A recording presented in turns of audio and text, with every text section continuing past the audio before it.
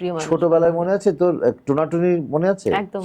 হ্যাঁ, টোনাটুনির প্রথম 5টা ভলিউমে আমার গলা। আমি, শামীমা ইয়াসমিন দিবা, শম্পা রেজা, শান্তা খালা মানে জাকিয়া সুলতানা শান্তা, আর তুষার, আহসানুল হক তুষার।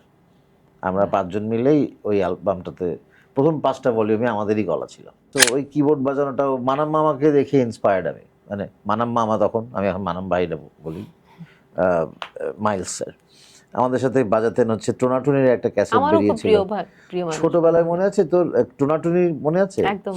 হ্যাঁ, টোনাটুনির প্রথম 5টা ভলিউমে আমার গলা। আমি, শামীমা ইয়াসমিন দিবা, শম্পা রেজা, শান্তা খালা মানে জাকিয়া সুলতানা শান্তা, আর তুষার, আহসানুল হক তুষার। আমরা 5জন মিলেই ওই অ্যালবামটাতে প্রথম 5টা ভলিউমে আমাদেরই গলা ছিল। সেই প্রথম আমি 3000 টাকার চেক পেয়েছিলাম।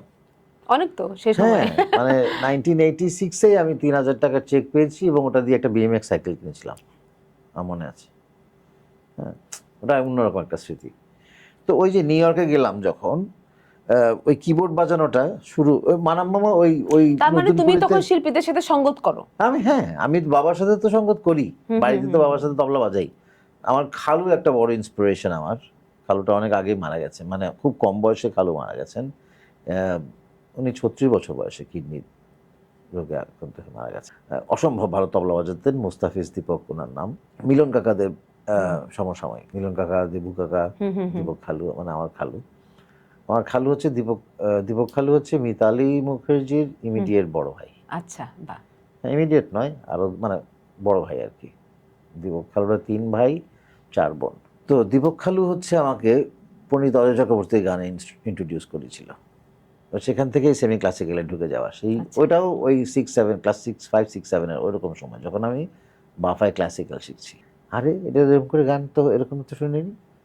এই নিশিনা ফুরাতে কার রাকে ঘুম ভেঙে যায়, ক্লাস 6-এ মাথা গেছে নষ্ট হয়ে। ওই সেমি ক্লাসিক্যাল চলছে তখন, নজরুল শিখছি একই সাথে বাফায়, শিপ্রা বসু শুনছি, হেমন্তী শুক্লা শুনছি, রবীন্দ্র জৈন শুনছি। এগুলো সব দীপক খালুর কালেকশন অল।